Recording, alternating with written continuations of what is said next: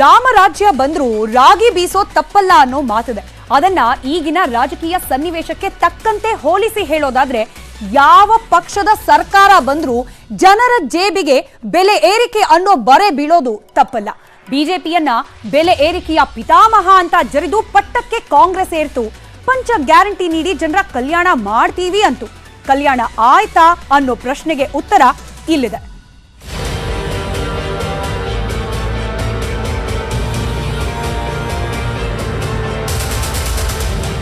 ಕರ್ನಾಟಕಕ್ಕೆ ಕಂಗ್ರಾಟ್ಸ್.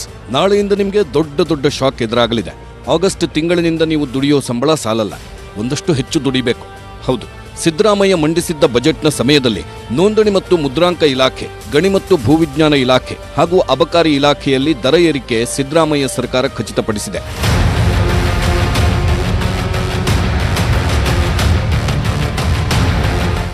ಮಾಂಸದ ರೇಟ್ ಜಾಸ್ತಿ ಆಯ್ತು ಅಂದ್ಕೊಂಡು ತರಕಾರಿ ತಿನ್ನೋಕ್ ಹೋದ್ರೆ ಟೊಮೆಟೊ ಬದಲು ಹುಣಸೆ ಹಣ್ಣು ಹಾಕಿ ಅಡುಗೆ ಮಾಡೋ ಪರಿಸ್ಥಿತಿ ಬಂದಿದೆ. ಇನ್ನು ಹಣ್ಣುಗಳ ದರಗಳನ್ನ ಕೇಳೋದೇ ಬೇಡ.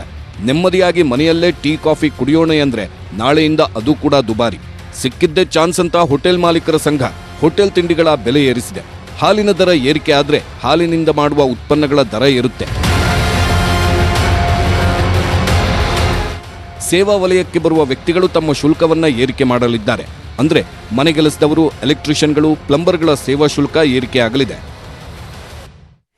ದುಡಿಯೋ ದುಡಿಮೆ ಸಾಕಾಗೋದಿಲ್ಲ, ಹೆಚ್ಚು ದುಡಿಯೋ ಅನಿವಾರ್ಯತೆ ಬರುತ್ತೆ ಅಂತ ನಾವು ಹೇಳಿದ್ ಯಾಕೆ ಅನ್ನೋದನ್ನ ವಿವರಿಸುತ್ತೆ ಮುಂದೆ ನಾವು ಹೇಳಲಿರುವ ಅಂಕಿ ಅಂಶಗಳು.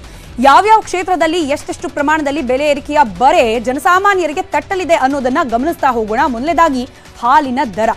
ನಾಳೆಯಿಂದಲೇ ಹಾಲಿನ ದರ ಏರಿಕೆಯಾಗಿ ಪ್ರತಿ ಲೀಟರ್ಗೆ 5 ರೂಪಾಯಿ ಹೆಚ್ಚಳವನ್ನ ಕೊಡಬೇಕಾದ ಅನಿವಾರ್ಯತೆ ನಮಗೆ ನಿಮಗೆ ಎದುರಾಗ್ತಾ ಇದೆ. ಇದರ ಜೊತೆಗೆ ಹೋಟೆಲ್ನಲ್ಲಿನ ತಿಂಡಿ ತಿನಿಸಿನ ದರ ಕೂಡ ನಾಳೆಯಿಂದಲೇ ಹೆಚ್ಚಾಗಲಿದೆ. ಕಾಫಿ ಕುಡಿದು ಬರೋಣ ಅಂತಂದ್ರೂ ಕೂಡ ಕಾಫಿ ಬೆಲೆಯೂ ಏರಿಕೆ, ತಿಂಡಿ ತಿನ್ನೋಣ ಅಂದ್ರೆ ತಿಂಡಿ ಮೇಲಿನ ದರವೂ ಏರಿಕೆ. ಒಂದು ಕಾಫಿಗೆ 18 ರೂಪಾಯಿ ಕೊಡಬೇಕು. ಹಾಗೆ ತಿನ್ನೋ ಮಿನಿ ಮೀಲ್ಸ್, ತಿಂಡಿ ಎಲ್ಲದರ ರೇಟ್ ಕೂಡ ನಾಳೆಯಿಂದ ಹೆಚ್ಚಾಗಲಿದೆ ಹೋಟೆಲ್ಗಳಲ್ಲಿ. ಇಲ್ಲಿಗೆ ನಿಲ್ಲಿಲ್ಲ. ವಿದ್ಯುತ್ ಬಿಲ್ ವಿಚಾರಕ್ಕೆ ಬರೋದಾದ್ರೆ 200 ಯೂನಿಟ್ ಅನ್ನೇನೋ ಕೊಡ್ತೀವಿ ಗೃಹ ಜ್ಯೋತಿ ಯೋಜನೆಯ ಭಾಗವಾಗಿ ಅಂತ ಹೇಳಿ ಸರ್ಕಾರ ಹೇಳಿದೆ. ಆದ್ರೆ ಸಾಮಾನ್ಯವಾಗಿ ಬರ್ತಿದ್ದ ವಿದ್ಯುತ್ ಬಿಲ್ಗಿಂತ ಡಬಲ್ ಬಿಲ್ ಬಂದು ಆಲ್ರೆಡಿ ಜನಸಾಮಾನ್ಯರಿಗೆ ಶಾಕ್ ಶುರುವಾಗಿದೆ. ಇನ್ನು ದಿನನಿತ್ಯದ ಗೃಹ ಬಳಕೆಯ ವಿದ್ಯುತ್ ಮಾತ್ರ ಅಲ್ಲ, ಕಮರ್ಷಿಯಲ್ ಬಳಕೆಯ ವಿದ್ಯುತ್ ಬೆಲೆಯಲ್ಲೂ ಕೂಡ ದುಬಾರಿ ಆಗಿರೋದ್ರಿಂದ ವ್ಯಾಪಾರ ವಹಿವಾಟು ಮಾಡ್ತಾ ಇದ್ದವ್ರಿಗೂ ಕೂಡ ಇದರ ನೇರ ಪರಿಣಾಮ ಬೀರ್ತಾ ಇದೆ. ಈಗಾಗಲೇ ದರ ಏರಿಕೆ ಬಂದಿದ್ದು, ಇದರ ಬಿಲ್ ಬರೋದು ಬಾಕಿ ಇದ್ದು, ಅಂದ್ರೆ ದರ ಏರಿಕೆ ಆಗಿರೋದ್ರ ಬಿಲ್ ಮುಂದೆ ಬರ್ತಾ ಇದ್ದು ಮತ್ತಷ್ಟು ಶಾಕ್ ಕೂಡ ಎದುರಾಗೋ ಸಾಧ್ಯತೆ ದಟ್ಟವಾಗಿದೆ. ಕೇವಲ ಇಷ್ಟು ಮಾತ್ರ ಅಲ್ಲ, ಬಜೆಟ್ ಆದ ನಂತರದಲ್ಲಾದ ಕೆಲವೊಂದಷ್ಟು ಬದಲಾವಣೆಯನ್ನ ಗಮನಿಸಿದ್ರೆ ಸೇವಾ ವಲಯದಲ್ಲೂ ಕೂಡ ಶಾಕ್ ಎದುರಾಗ್ತಾ ಇದೆ. ಯಾಕೆ ಎದುರಾಗ್ತಾ ಇದೆ ಶಾಕ್? ಇನ್ನು ಮುಂದೆ ಮನೆಯಲ್ಲಿ ಏನಾದ್ರೂ ನಲ್ಲಿ ಕೆಟ್ಟು ಹೋಯ್ತು ಅಂತಂದ್ರೆ ಅದನ್ನ ರಿಪೇರ್ ಮಾಡ್ಲಿಕ್ಕೆ ನೀವು ಪ್ಲಂಬರ್ನ ಕರೆಸಿದ್ರೆ ಜಾಸ್ತಿ ದುಡ್ಡು ಕೊಡೋದು ಅನಿವಾರ್ಯ. ಅಥವಾ ಮನೆಯಲ್ಲಿರೋ ಯಾವುದೋ ಒಂದು ಎಲೆಕ್ಟ್ರಿಕ್ ವಸ್ತು ಕೆಟ್ಟು ಹೋಯ್ತು ಅಥವಾ ಲೈನಲ್ಲಿ ಏನೋ ರಿಪೇರಿ ಇದೆ ಅಂತ ಹೇಳಿ ಎಲೆಕ್ಟ್ರಿಷಿಯನ್ ನ ಕರೆಸಿದ್ರು ಕೂಡ ಅವರಿಗೆ ದುಬಾರಿ ಚಾರ್ಜ್ ಅನ್ನ ಕೊಡಬೇಕಾಗುತ್ತೆ. ಇಷ್ಟೆಲ್ಲ ಬಿಡಿ, ನಾವು ಕೆಲ್ಸಕ್ಕೆ ಹೋಗ್ಬೇಕು, ಮನೆ ಕೆಲ್ಸಕ್ಕೊಬ್ರು ಸಹಾಯಕ್ಕೆ ಬೇಕು ಅಂತ ಮನೆ ಕೆಲಸದವ್ರನ್ನ ಹುಡುಕಿದ್ರೆ ಅವ್ರಿಗೆ ಕೊಡಬೇಕಾದ ಶುಲ್ಕ ಕೂಡ ಏರಿಕೆ ಆಗ್ತಾ ಇದೆ.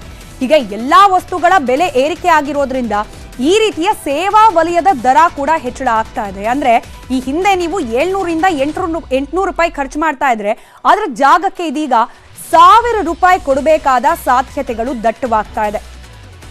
ಎಣ್ಣೆ ಪ್ರಿಯರು, ನಾವು ಸಿದ್ದರಾಮಯ್ಯ ನೇತೃತ್ವದ ಸರ್ಕಾರ ಬಂದು ಗ್ಯಾರಂಟಿಗೆ ಹಣ ಹೊಂದಿಸೋದು ಎಲ್ಲಿಂದ ಅನ್ನೋ ಪ್ರಶ್ನೆ ಎದುರಾದಾಗಿನಲ್ಲೂ ಕೂಡ ಈ ವಿಚಾರವನ್ನ ತಿಳಿಸ್ತಾ ಬಂದಿದ್ದೀವಿ. ಮದ್ಯದ ಬೆಲೆ ಏರಿಕೆ ಅಂತ ಹೇಳಿ ಗ್ಯಾರಂಟಿ ಜಾರಿಗಾಗಿ ಮದ್ಯದ ದರವನ್ನ ಸರ್ಕಾರ ಹೆಚ್ಚಿಸಿದೆ. ಬಿಯರ್, ವಿಸ್ಕಿ, ಬ್ರಾಂಡಿ ಎಲ್ಲಾ ಬೆಲೆಯಲ್ಲೂ ಕೂಡ ಏರಿಕೆಯಾಗಿದೆ. ಈಗಾಗಲೇ 25 ರಿಂದ 250 ರೂಪಾಯಿವರೆಗೆ ಬೇರೆ ಬೇರೆ ರೀತಿಯ ಮದ್ಯದ ಬೆಲೆಯಲ್ಲಿ ಏರಿಕೆಯಾಗಿದೆ. ಹೀಗಾಗಿ ಮದ್ಯ ಪ್ರಿಯರಿಗೆ ಬರೆ ಬೀಳ್ತಾ ಇದೆ. ಇಲ್ಲಿಗೆ ನಿಲ್ಲಿಲ್ಲ. ಹಣವನ್ನ ಹೊಂದಾಣಿಕೆ ಮಾಡಿಕೊಂಡು ಚಿಕ್ಕ ಪುಟ್ಟ ಆಸ್ತಿ ಖರೀದಿ ಮಾಡೋಣ ಅಂತಂದ್ರೂ ಕೂಡ ಅಲ್ಲೂ ಬರ್ತಾ ಇದೆ ಬೆಲೆ ಏರಿಕೆ ಅನ್ನೋ ಬರೆ. ನೋಂದಣಿ ಹಾಗೆ ಮುದ್ರಾಂಕ ಇಲಾಖೆ ಭೂಮಿ ನೋಂದಣಿ ಹಾಗೆ ಜಾಗ, ಮನೆ ಖರೀದಿ ಮಾಡೋ ವಿಚಾರಕ್ಕೂ ಕೂಡ ಇನ್ನು ಮುಂದೆ ಕಷ್ಟ ಪಡಬೇಕಾಗುತ್ತೆ. ಮನೆ, ಭೂಮಿ ನೋಂದಣಿ ಬೆಲೆ ಏರಿಕೆ ಮಾಡಲಾಗಿದೆ. ಇನ್ನು ಬೆಲೆ ಏರಿಕೆ ಅನ್ನೋದು ಕೇವಲ ಇಲ್ಲಿಗೆ ನಿಲ್ಲಿಲ್ಲ. ಗಣಿ ಮತ್ತು ಭೂವಿಜ್ಞಾನ ಇಲಾಖೆಗೆ ಸಂಬಂಧಪಟ್ಟಂತೆಯೂ ಕೂಡ ಆಗಿರುವ ಬದಲಾವಣೆಗಳು, ಅಂದ್ರೆ ರಾಜಸ್ವ ಸಂಗ್ರಹ ಏರಿಕೆಯ ಗುರಿಯನ್ನ ನೀಡಲಾಗಿದೆ ಸರ್ಕಾರದ ಕಡೆಯಿಂದ. ಹೀಗಾಗಿ ಜಲ್ಲಿ, ಮರಳು ಹಾಗೆ ಎಂಸ್ಯಾಂಡ್, ಗ್ರಾನೈಟ್ ಎಲ್ಲಾ ಬೆಲೆಯಲ್ಲೂ ಕೂಡ ಏರಿಕೆ ಅನ್ನೋದು ಕಟ್ಟಿಟ್ಟ ಬುತ್ತಿ. ಇಷ್ಟಕ್ಕೂ ನಿಲ್ಲಿಲ್ಲ. ಮೋಟಾರ್ ವೆಹಿಕಲ್ ಟ್ಯಾಕ್ಸ್ ಶಾಲಾ ಕಾಲೇಜು ವಾಹನ, ಕ್ಯಾಬ್, ಟ್ರಕ್ ಎಲ್ಲದರಲ್ಲೂ ಕೂಡ ಬೆಲೆ ಏರಿಕೆ ಅನ್ನೋ ಶಾಕ್ ಎದುರಾಗ್ತಾ ಇದೆ. ಇದಕ್ಕೆ ಸಂಬಂಧಪಟ್ಟಂತೆ ತೆರಿಗೆಯನ್ನ ಗಣನೀಯವಾಗಿ ಸರ್ಕಾರ ಹೆಚ್ಚಿಸಿದೆ.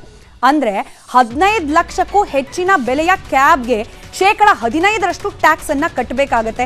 10 ರಿಂದ 15 ಲಕ್ಷ ಬೆಲೆಯ ಕ್ಯಾಬ್ಗಳಿಗೆ 9% ನಷ್ಟು ಟ್ಯಾಕ್ಸ್ ಅನ್ನ ಕಟ್ಟಬೇಕಾಗತ್ತೆ. ಈ ಮೂಲಕ 472 ಕೋಟಿ ಹೆಚ್ಚುವರಿ ಆದಾಯ ಸಂಗ್ರಹದ ಗುರಿಯನ್ನ ಸರ್ಕಾರ ಹೊಂದಿದೆ. ಸರ್ಕಾರದ ಗುರಿ ಕೆಎಸ್ಆರ್ಟಿಸಿಯಲ್ಲಿ ಮಹಿಳೆಯರಿಗೇನೋ ಉಚಿತವಾಗಿ ಪ್ರಯಾಣದ ಯೋಜನೆಯನ್ನ ಕೊಟ್ಟಿದೆ ಸರ್ಕಾರ. ಆದ್ರೆ ಈ ಯೋಜನೆಗೆ ಯಾರೆಲ್ಲ ಅನ್ವಯ ಆಗೋದಿಲ್ಲ ಅವರೆಲ್ಲರೂ ಕೂಡ ಈಗ ಆಲ್ರೆಡಿ ಗಮನಿಸ್ತಿದ್ದೀರಿ. ಕೆಎಸ್ಆರ್ಟಿಸಿ ಬಸ್ನ ಟಿಕೆಟ್ನಲ್ಲೂ ಕೂಡ ಬೆಲೆ ಏರಿಕೆ ಆಗ್ತಾ ಇರೋದು. ಇನ್ನು ಕೆಲವೊಂದಷ್ಟು ಬಸ್ಗಳಲ್ಲಿ ಮಾತ್ರ, ಅಂದ್ರೆ ಸಾರಿಗೆಯ ಸಾಮಾನ್ಯ ಬಸ್ಗಳಲ್ಲಿ ಮಾತ್ರ ಫ್ರೀ ಬಸ್ ಪ್ರಯಾಣ. ಇನ್ನು ಉಳಿದ ಕೆಎಸ್ಆರ್ಟಿಸಿ ಬಸ್ಗಳ ಟಿಕೆಟ್ನಲ್ಲೂ ಕೂಡ ಅದರ ಬೆಲೆಯಲ್ಲಿ ಶಾಕ್ ಆಗುವ ಮಟ್ಟದ ಏರಿಕೆ ಆಗ್ತಾ ಇದೆ. ಒಪ್ಪಂದದ ಆಧಾರದಲ್ಲಿ ನೀವೇನಾದ್ರೂ ಬಸ್ಸನ್ನ ಪಡೆದ್ರೆ, ಫಾರ್ ಎಕ್ಸಾಂಪಲ್ ಎಲ್ಲೋ ಟ್ರಿಪ್ಪಿಗೆ ಹೋಗ್ಬೇಕು ಅಂತ ಹೇಳಿ ಅಥವಾ ಮದುವೆ ಉದ್ದೇಶಕ್ಕೆ ಬಸ್ಗಳನ್ನ ಬಾಡಿಗೆಗೆ ಅಂತ ಹೇಳಿ ಪಡೆಯಲಾಗುತ್ತೆ, ಅಲ್ಲೂ ಕೂಡ ಬೆಲೆ ಏರಿಕೆ ಮಾಡಲಾಗ್ತಾ ಇದೆ. ಕಿಲೋಮೀಟರ್ಗೆ 2 ರಿಂದ 5 ರೂಪಾಯಿ ಲೆಕ್ಕ ಈ ಹಿಂದೆ ಇತ್ತು. ಅದರ ದರ ಅಂದ್ರೆ 2 ರೂಪಾಯಿ ಇದ್ದದನ್ನ ಇದೀಗ 5 ರೂಪಾಯಿಗೆ ಏರಿಕೆ ಮಾಡಲಾಗಿದೆ. ನಾಳೆಯಿಂದಲೇ ಈ ಪರಿಷ್ಕೃತ ಹೊಸ ದರ ಅನ್ವಯ ಆಗ್ತಾ ಇದೆ. ಹೀಗೆ ಜನಸಾಮಾನ್ಯರ ಬದುಕಿನಲ್ಲಿ ಬರುವ ಬಹುತೇಕ ಎಲ್ಲಾ